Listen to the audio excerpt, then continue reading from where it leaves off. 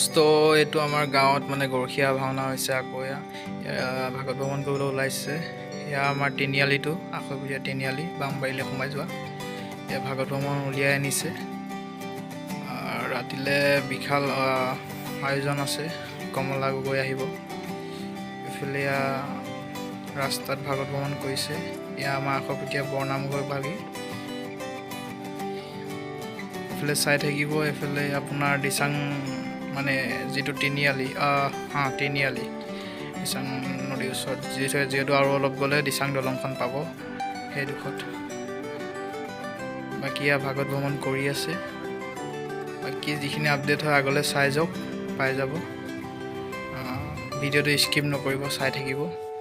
পাছলৈ মই যিখিনি মানে ৰাতিলৈ হৈছিলে সেইখিনি অনুষ্ঠানো দেখুৱাই আছোঁ। মই নিজে যাব পৰা নাই যদিও লগৰকেইটাই মোক ক্লিপটো দিছে, চাই থাকক।